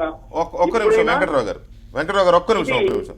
ఎంపీలు ఆ. మంత్రులు మోడీ గారి స్థాయిలో ఎంతో ఒత్తిడి చేస్తారు కనుక ఇది ప్రజల లేదా మెడికల్ కాలేజ్ మేనేజ్మెంట్ న్యాయానికి అన్యాయానికి, ధర్మానికి అధర్మానికి, నీతికి అవినీతికి మధ్యలో వాళ్ళ పోరాటం జరుగుతుంది. కోర్టు గెలుస్తుందా, ప్రజలు గెలుస్తారా, పార్లమెంట్ సభ్యులు రాజకీయ నాయకులు గెలుస్తారా? ఈ విషయం అన్ని పార్టీలు ఏమైపోతారు. రైట్, ప్రతిపక్షం ఒక్క నిమిషం డాక్టర్ వెంకటరావు గారు, ఒక్క నిమిషం లైన్లో ఉండరా దయచేసి ప్లీజ్. మీరు ఎక్కడో జర్నీలో ఉన్నారు, కొంచెం లైన్లో ఉండండి ఒక్క నిమిషం. రఘునందన్ గారు, వారు ఎంసీఐ మాజీ సభ్యులుగా కూడా చేశారు. ఈ మెడికల్ కాలేజీలు, ఈ ప్రవేశాలు, ఇవన్నీ లాబింగ్లు ఎలా ఉంటాయి అవగాహన ఉంది. ఇప్పుడు దీని వారు చెప్తున్న మాటలకు దీనికి ఎక్కడో లింక్ కలుస్తూ ఉంది. నీటికి వ్యతిరేకంగా ఎంత పెద్ద లాబింగ్ పనిచేసింది ఆ రోజు అని దాని మీద రవిశంకర్ జంజాల గారు మాట్లాడుతూ ఒక మాట చెప్పారు, వారి పిల్లలు మా పిల్లలు అంతా కూడా మెడికల్ కాలేజీలో. మీరు బాధితులేనేమో. లాస్ట్ ఇయర్ నా కూతురు ఒక పిటిషన్ ఫైల్ చేసింది హైకోర్టు లోపల. లాస్ట్ ఇయర్ తను మెడిసిన్ అయిపోయిన తర్వాత పీజీ ఎంట్రన్స్ రాసింది, తనకు ఏదో సీట్ వచ్చింది, అది నచ్చిన సీట్ కాదు, రకరకాల ఇబ్బందులు ఉంటే ఒక writ petition was filed. Supreme court ఎప్పుడో 10 సంవత్సరాల క్రితం ఏం చెప్పిందంటే జూన్ 10 అనేది ఎకడమిక్ ఇయర్ కట్ ఆఫ్ తేదీ పీజీ అడ్మిషన్స్ కోసం అనేది. జూన్ 10 తర్వాత ఇంటర్వ్యూలు నలపొద్దు, మీరు సీట్లు వేకెన్సీ ఉంటే అట్లే వదిలేసి మీరు క్లాసెస్కి వెళ్ళిపోండి అని చెప్పినారు. సో ఇప్పుడు ఆంధ్రప్రదేశ్లో పీజీ ఎంట్రన్స్ టెస్ట్ ఒకసారి జరుగుతుంది, నీమ్స్కి ఒకసారి పీజీ ఎంట్రన్స్ టెస్ట్ జరుగుతుంది, జిప్మర్కి, పూనాకి, పీజీఐ చండీగఢ్ ఒకసారి జరుగుతుంది, ఎయిమ్స్ ఒకసారి జరుగుతుంది, డిఫరెంట్ డేట్స్లో జరుగుతాయి. వెంకటకృష్ణ గారు, పోయిన సంవత్సరం ఏం జరిగింది అంటే Andhra Pradesh PG medical entrance test రాసి పిల్లలు కొంతమంది ఇక్కడ జాయిన్ అయ్యారు ఫస్ట్ అండ్ సెకండ్ కౌన్సిలింగ్స్లో. ఏప్రిల్ 28 రోజు మొదటి కౌన్సిలింగ్ జరిగింది. నేను బాధితుని కాబట్టి నాకు మొత్తం డేట్స్తో సహా ఐడియా. మేము వెళ్ళాం విజయవాడలో కౌన్సిలింగ్లో, ఏదో మాకు నచ్చిన సీట్ తీసుకున్నాం, వచ్చేసాం నచ్చిన కాలేజీలో. సో సెకండ్ కౌన్సిలింగ్ తర్వాత, మేలో సెకండ్ కౌన్సిలింగ్ అయిపోయిన తర్వాత అప్పుడు పీజీఐ, ఎయిమ్స్ అట్లాంటి నేషనల్ వైడ్ ఉన్నటువంటి వాటిలలో కొంతమంది ఇక్కడ వచ్చిన విద్యార్థులకు కూడా అక్కడ సీట్లు వచ్చినాయి, ఈ సీట్లు ఖాళీ అయినాయి. మొత్తం మంచి సీట్లు 12 సీట్లు ఖాళీ అయినాయి గవర్నమెంట్ కాలేజెస్ లోపల. లిస్ట్ తీసుకొని వెళ్ళి మేము vice chancellor of NTR health యూనివర్సిటీని కలిసాం. సరే ఇవి మంచి కోర్సెస్, 12 సీట్లు ఇవి కాకుండా నాన్ క్లినికల్కి సంబంధించిన ఒక 40 సీట్లు ఖాళీ అయినాయి సార్, మొత్తం 52 సీట్లు ఖాళీ అయినాయి. మనం ఇప్పుడు ఇంకా మే 30లోనే ఉన్నాం sir, there is a chance మనము జూన్ 10 దాకా టైం ఇచ్చిన అన్నారు కదా, కోర్టు అనుమతించి వీటికి అడ్మిషన్స్ జరిగితే ఇంకొక 50-60 మంది పేద విద్యార్థులకి గవర్నమెంట్ సీట్లు రావడానికి ఆస్కారం ఉంటాయి సార్ అని చెప్పి ఒక రిట్ వేసాం. ఈ నోటీస్ అని ఆ నోటీస్ అని అటు జరిపి లాస్ట్కు జూన్ 9వ తారీఖు రోజు హైకోర్టు ఇచ్చిన ఉత్తర్వులు ఏంటంటే ఇది సుప్రీంకోర్టు జూన్ 10 లోపలనే అడ్మిషన్స్ ప్రక్రియను పూర్తి చేయమని చెప్పింది కాబట్టి టైం లేదు కాబట్టి ఈ సీట్లు ఇట్లా ఖాళీగా ఉన్నా సరే పడిపోని, ఈ సీట్లు 50-100 సీట్లు పోని, అవి ప్రైవేట్ కాలేజీలో అమ్ముకొని గవర్నమెంట్ ఖాళీ పోని, ఒక్కొక్క సీటు కోట్లు, ఒక్కొక్క విద్యార్థి 2-3 సంవత్సరాలు కష్టపడి ఒక పీజీ సీట్ తెచ్చుకుంటే ఇంత దుర్మార్గమైనటువంటి జడ్జిమెంట్. వెంకటరావు గారు, రవిశంకర్ గారు, దయచేసి మీరిద్దరు ఒక్క నిమిషం నాతో స్పెండ్ చేయండి ప్లీజ్. జస్టిస్ చంద్రకుమార్ గారు, రిటైర్డ్ జడ్జి గారు టెలిఫోన్ లైన్లో ఉన్నారు. చంద్రకుమార్ గారు నమస్కారం అండి. నమస్కారం అండి. చంద్రకుమార్ గారు, యాక్చువల్గా ఇవాళ మీరు నా లైవ్లో ఉండాల్సింది నా డిబేట్లో, బట్ మీరు జర్నీలో ఉండడం వల్ల నేను లైవ్లో మిమ్మల్ని తీసుకోలేక టెలిఫోన్లో తీసుకోవాల్సి వస్తుంది. నిన్న ఇచ్చిన తీర్పు, జస్టిస్ దవే నేతృత్వంలోని 5 సభ్యుల బెంచ్ ఇచ్చిన తీర్పులో నీట్కి సంబంధించి, అది మీరు చూసే ఉంటారు, నేను మీకు చెప్పవసరం జడ్జిగా, వారు అందులో చేసిన కామెంట్స్ చాలా, మరి అది ఆసక్తికరమనాలో వివాదమనాలో నాకు తెలియదు, మీరు చెప్పాలి అది.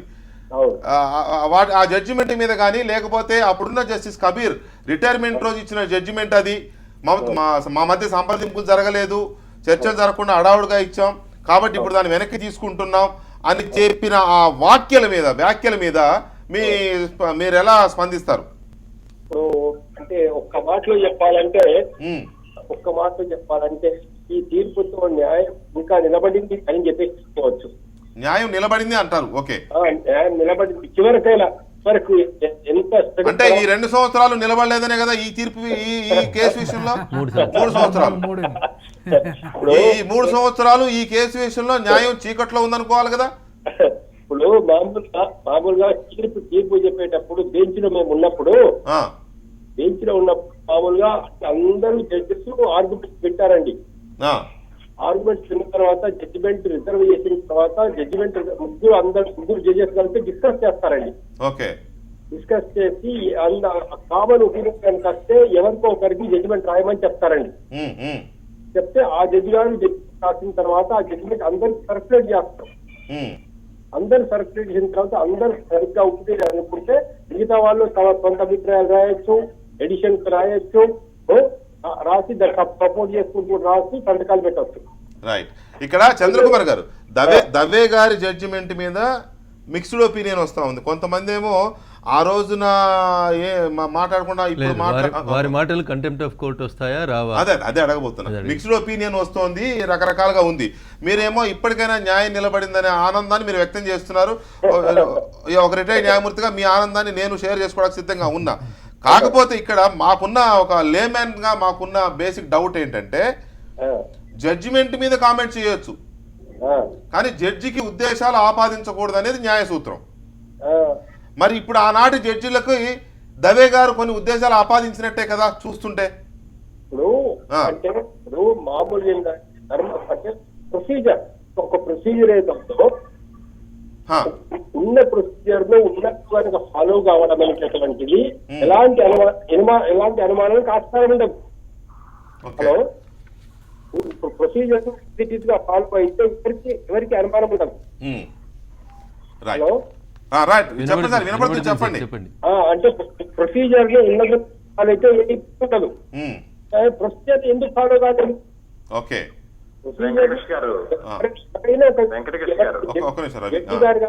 జడ్జి గారు కావచ్చు, ఎవరైనా కావచ్చు, ప్రొసీజర్ ను ఫాలో కాలేదని అంటే ఎందుకు ప్రొసీజర్ ఫాలో కాలేదు అని మా పక్క జడ్జి వస్తుంది.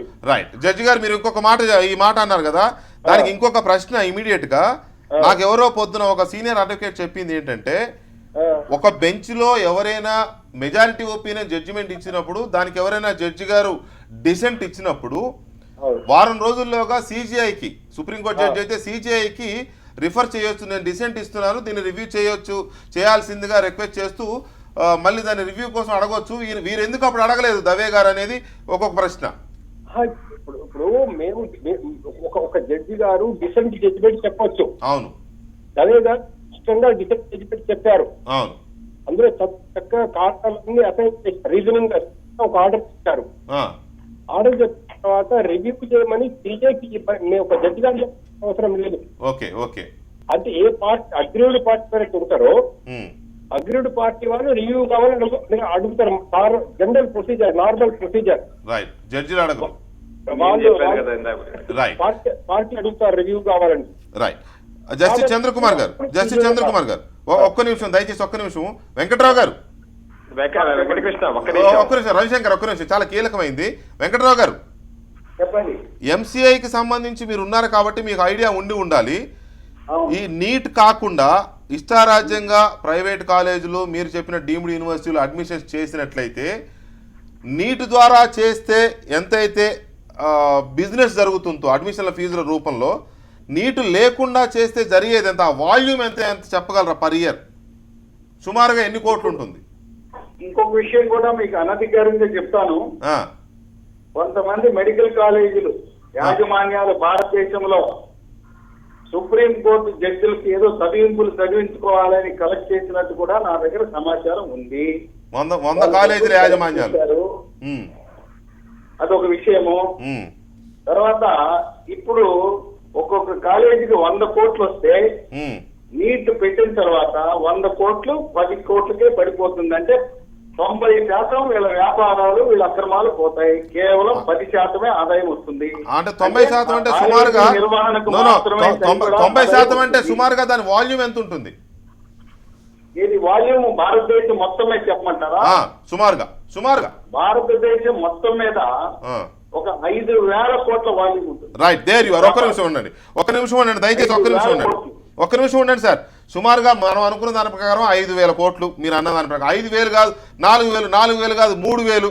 రవిశంకర్, జంధ్యాల రవిశంకర్ గారు, ఇవాళ 3 ఏళ్ళ చంద్రకుమార్ గారు ఒక మాట, మంచి మాట అన్నారు, ఇప్పటికైనా న్యాయం బతికుందని. 3 ఏళ్ల క్రితం జరిగిన ఈ జడ్జిమెంట్ వల్ల సుమారు 3,000 కోట్లు, 4,000 కోట్లు అనవసరమైన డబ్బు, ప్రజల డబ్బు ప్రైవేట్ మేనేజ్మెంట్ చేతిలోకి వెళ్ళింది. ఇప్పుడు ఈ జడ్జి గారు చెప్పిన దాని ప్రకారం ఏదో జరిగిందని అనుమానాలు కొన్ని కలుగుతున్నాయి కదా, ఎందుకు విచారణ జరపకూడదు? జరపాలని కోరుకోవడం తప్ప, జరపాలని డిమాండ్ చేయడం తప్ప అవుతుందా? తప్పేం లేదు. నేను ముందుగా చంద్రకుమార్ గారు చాలా ఆయన సోషల్ అవేర్నెస్ ఒక జడ్జి, ఒక మనిషి. ఆయన్ని నేను జడ్జిగానో లేకపోతే వ్యక్తిగా అంటారు. ఆయన మనిషి, మానవత్వం ఉన్న ఒక మనిషి. మంచి ఆధ్యాత్మిక చింతన ఉంది, సోషల్ ఇది ఉంది. ఆయనకి ఎన్జిఓలు రన్ చేస్తారు, ఆయన చాలా ఉంది. కానీ ఇవాళ ఈ విషయంలో ఆయన డైరెక్ట్ గా ఒపీనియన్ చెప్పడానికి కొంచెం ఇబ్బంది పడుతున్నారు. డైరెక్ట్ గా ఆయన బెంచ్ మీద మాట్లాడుతున్నట్టు ఆయన ముందు నేను చాలాసార్లు అపీర్ అయ్యాను. ఆయన బెంచ్ మీద ఉండి మాట్లాడుతున్నట్టుగా నాకు ఇవాళ కనిపించలేదు. ఆయన బెంచ్ మీద నుంచి బయటకు వచ్చిన తర్వాత ఇంకా ఫ్రీగా ఎయిర్ చేయాల్సిన ఒపీనియన్స్ ఆయన చేయట్లేదు. ఎందుకంటే ఆయన ఇందాక నేను ఫస్ట్ లో చెప్పాను, ఇది మామూలుగా అడ్వకేట్లు అగ్రీవ్డ్ పార్టీ అప్లై చేసుకుంటారు రివ్యూలు కానీ క్యూరేటివ్ పిటిషన్స్ కానీ వీటన్నిటి సుప్రీం కోర్టులో. కానీ ఇక్కడ అల్తమాస్ కబీర్ రిటైర్ అయిపోయి జడ్జిమెంట్ చెప్పారు. అల్తమాస్ కబీర్ రిటైర్ అయిపోయిన తర్వాత మొన్నాడు వేరే జడ్జి వచ్చేసరిగా సుప్రీం కోర్టులో వారం 10 రోజుల ముందే అనౌన్స్ అయిపోతారు నెక్స్ట్ చీఫ్ జస్టిస్. ఆ ఒక్క సీన్ కూడా ఖాళీ ఉండదు నెక్స్ట్ చీఫ్ జస్టిస్ రావడానికి. కాబట్టి ఇమ్మీడియట్ గా చీఫ్ జస్టిస్ గారికి ఇమ్మీడియట్ గా రివ్యూ చేయమని అప్లికేషన్ చెప్పి ఇది తప్పు జడ్జిమెంట్, దీన్ని ఇమ్మీడియట్ గా చేయండి అని ఆ రోజు పెట్టుంటే వారి చిత్తశుద్ధి మీద డౌట్ పడేది కాదు ఇవాళ ప్రపంచంలో. ఇదొక స్కామ్ అని నాలాంటి వాళ్ళు ఎవరైనా అంటే అది ఏమైనా సబ్జుడిస్ లాంటిది ఏమైనా అవుతుందా? అవన్నీ పెద్ద మాటలు అవుతాయి. మనం దాని గురించి మాట్లాడటం అనవసరం వెంకటకృష్ణ గారు, మీరు కూడా. ఎందుకంటే ఇప్పుడు కొన్ని ఇప్పుడు వెంకటరావు గారు ఆదేశాలు మాట్లాడరు కానీ అవన్నీ మనం మాట్లాడకూడదు. కానీ మనం వీఆర్ కన్ఫైన్ ఓన్లీ టు. అవునండి, మీ అంతటా మీరు మీ చుట్టూ ఒక కంచె వేసుకున్నారు, ఎవరు ఏం మాట్లాడకూడదు. మీ చుట్టూ మీరు కంచె వేసేసుకున్నారు. మేము మనుషుల మీద చెబుతూనే మళ్ళీ ఏదో దైవాంశ సంభూతులుగా మీ చుట్టూ మీరు కంచె వేసుకుని మమ్మల్ని ఎవరు ఏమనకూడదు. జడ్జిమెంట్ మీద మీరు ఎటువంటి కామెంట్ అయినా చెప్పుకోవచ్చు, కానీ జడ్జి మీద చేయకూడదు. ఇప్పుడు మీరు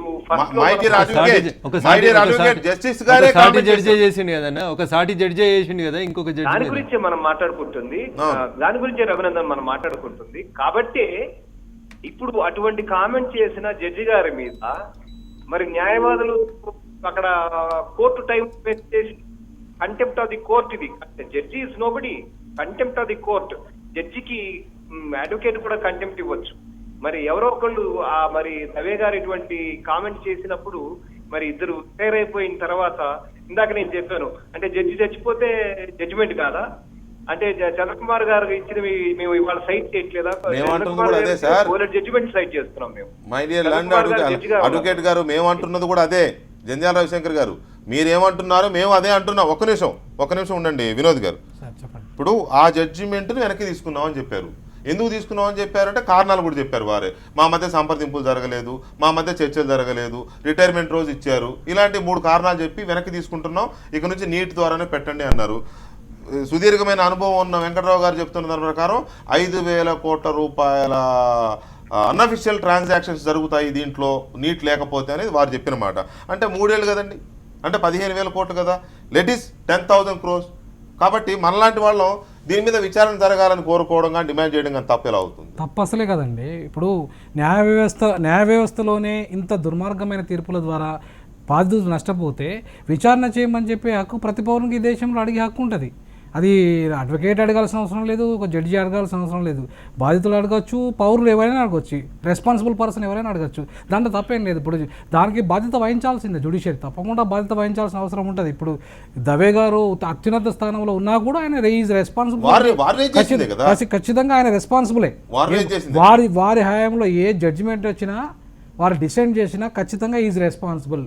కాబట్టి దాని నుండి తప్పించుకోలేరు, జడ్జి అయినా తప్పించుకోలేడు, అడ్వకేట్ అయినా తప్పించుకోలేడు ఆయన కేసిన ఫైల్లో. అట్లాగే ఎవరైతే బాధితుడు ఉంటాడో బాధితుడు కూడా తను తప్పించుకోలేడు, ఏ సబ్జెక్ట్ మ్యాటర్ అయినా సరే. కాబట్టి ఇవాళ ఎందుకు అడగకూడదు? న్యాయాన్ని బతికించుకోవడానికైనా అడగాలి. ఇప్పుడు భవిష్యత్తులో ఇలాంటి జడ్జిమెంట్స్ రాకుండా ఉండాలా, దానికైనా దీనికి మనం క్వశ్చన్ చేయాల్సిన అవసరం ఉంది. కాబట్టి ఇదొక ఇప్పటి వరకు ఎంతమంది జడ్జిలు రిటైర్ అయ్యారో ఆ రిటైర్మెంట్ రోజు వారు ఇచ్చిన జడ్జిమెంట్లు అన్ని కూడా రివ్యూ చేయాలా,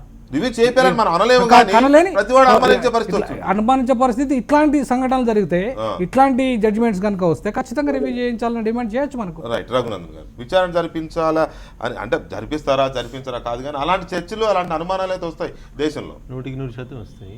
ఇప్పుడు చంద్రకుమార్ గారు చెప్పాల్సింది ఏంటంటే, ఇప్పుడు వాళ్ళంటి సామాజిక స్పృహ ఉన్నటువంటి పెద్దలన్నా ఇట్లాంటి ఇష్యూస్ జరిగినప్పుడు సరే మాలాంటి అడ్వకేట్లకు రవిశంకర్ గారికి ఉండేటువంటి ఇబ్బంది ఏంటంటే మళ్ళీ ఎప్పుడన్నా జడ్జి ముందుకు పోవాల్సి వస్తే ఆ కోర్టు ముందుకు పోవాల్సి వస్తే అరే మనుషులే కదా మళ్ళీ ఏమైనా మనసులో పెట్టుకుంటారు అన్న బాధ ఉండి మా అన్న రవిశంకర్ అన్న చాలా పొలైట్ గా మాట్లాడాలి, వెంకట్రావు గారు ఆవేశంగా మాట్లాడుతున్నారని చెప్పినారు. నన్ను కూడా మాట్లాడొద్దు, అదే మనం మాట్లాడొద్దు అని వారికి సూచన చేసినారు, ఎందుకంటే కొంచెం దాన్ని ఏదైనా తీసుకోవచ్చు అని. కానీ ఉదయం కూడా ఇదే చర్చ జరిగినప్పుడు నేను చెప్పినాను, Telangana high court additional advocate general గారు ఢిల్లీకి పోయి ఒక రిట్ పిటిషన్ సుప్రీంకోర్టులో వేసి ఆయనకు అనుకూలంగా ఆర్డర్ రాకపోతే జడ్జీలను ఎన్ని బూతు మాటలు తిట్టిండో మీరు మేము ప్రపంచం అంతా లైవ్లలో చూసినాం.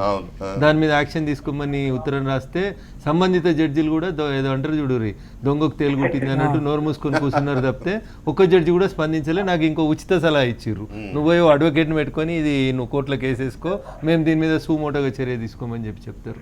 కేరళలో బాణసంచ పేలిస్తే మేము సూమోటో కింద వచ్చినామంటారు, ఏమన్నా లాఠీ చార్జ్ అయిందంటే మేము సూమోటో అంటారు. వేల కోట్ల రూపాయలు దాచుకున్నారు అంత జ్యుడిషియరీ అంతా అమ్ముడు పోతుందని బదనాం అవుతుంది సార్, దీంట్లో చర్య తీసుకోండి అంటే ఎవరు స్పందించట్లేదు. మాలాంటోళ్ళకి వ్యక్తిగతమైనటువంటి భయాలు అవి ఉండొచ్చు, కానీ పెద్దలు రిటైర్డ్ జడ్జి కాబట్టి జస్టిస్ చంద్రకుమార్ గారు అన్న ఇప్పుడు ఈ జరిగినటువంటి సంఘటన పట్ల ఇన్ని వేల కోట్లు పేదలకు చెందాల్సినటువంటి డబ్బుని అక్రమంగా కొన్ని కాలేజీలు దోసుకున్నాయి కాబట్టి జ్యుడిషియరీగా ఒక ఎక్స్పర్ట్గా కనీసం వారాన్ని ఒక ఉత్తరం సుప్రీంకోర్టు చీఫ్ జస్టిస్ గారికి రాయాలని కనీసం ఈ చర్చ నుంచి నేను వారికి చంద్రకుమార్ గారు waiting for your words please. నువ్వు న్యాయ వ్యవస్థ యొక్క ప్రతిష్టను నిలుపుకోవాల్సిన అవసరం ఉందండి. న్యాయ వ్యవస్థ నమ్మకం కోల్పోయేటటువంటి ఉంటే దేశానికి చాలా నష్టదాయకం. దేశానికి మంచిది కాదు, దేశానికి మంచిది కాదు. మనందరి బాధ అదే కదా. కాబట్టి న్యాయ మీద నమ్మకం కలగాలంటే ఇలాంటి విధానాలకు జరగాలి, జరగాల్సిందే, అది మంచిది. రైట్ జస్టిస్ చంద్రకుమార్ గారు thank you very much. Ravishankar గారు అండ్ వెంకట్రావు గారు థ్యాంక్ యూ వెరీ మచ్ మాతో చర్చలో పాల్గొన్నందుకు. రఘునందన్ గారు అండ్ వినోద్ కుమార్ గారు థ్యాంక్ యూ వెరీ మచ్ అండి ఈ చర్చలో పాల్గొన్నందుకు. ఇది ఇక డిబేట్ నెంబర్ 1. డిబేట్ నెంబర్ 2 చూసినట్లయితే దేశంలో ఇప్పటి వరకు మనకి చుక్చుక్కు రైలే తెలుసు, ఇప్పుడు చుక్క రైళ్లు వస్తున్నాయి.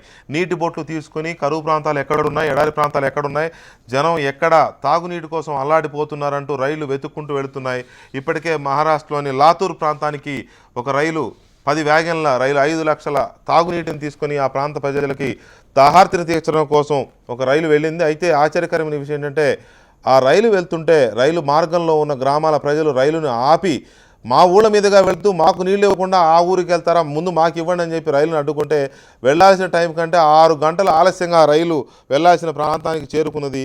ఇలాంటి పరిస్థితులు చాలా ఎక్కువగా ఉన్నాయి. ఇంకా 50 లక్షల లీటర్ల తాగునీటిని పంపించడానికి కూడా అక్కడ ప్రభుత్వం సిద్ధమవుతోంది. మరోవైపు ఢిల్లీ ముఖ్యమంత్రి అరవింద్ కేజ్రీవాల్ కూడా లాతూర్ ప్రాంతానికి అవసరమైతే తాము కూడా ఒక రైలు పంపిస్తాం, డైలీ ఒక రైలు పంపించడానికి సిద్ధంగా ఉన్నామంటూ ఒక ప్రకటన చేయడంతో పాటు ప్రధానమంత్రి మోడీని ఇట్లా రైలు ద్వారా తాగునీటిని కరువు ప్రాంతాలు పంపించే నిర్ణయాన్ని అభినందించారు. అయితే నిర్ణయాలను అభినందించిన మాట ఎలా ఉన్నా నీటిని కూడా రైలు ద్వారా తరలించాల్సిన పరిస్థితి ఎందుకు వచ్చింది, ఇంకా ఎలాంటి పరిస్థితులు ఉన్నాయి, మన దగ్గర ఎలా ఉంది పరిస్థితి తెలంగాణ ఆంధ్రప్రదేశ్, ఎందుకంటే మరాఠవాడ విదర్భ మన భూభాగంలో భాగాలే మొన్నటి దాకా, కాబట్టి మన దగ్గర పరిస్థితులు ఎలా ఉన్నాయి, ఈ తాగునీటి రైలు మనకు కూడా వచ్చే ప్రమాదం ఉందా, రాకూడదని కోరుకుందాం.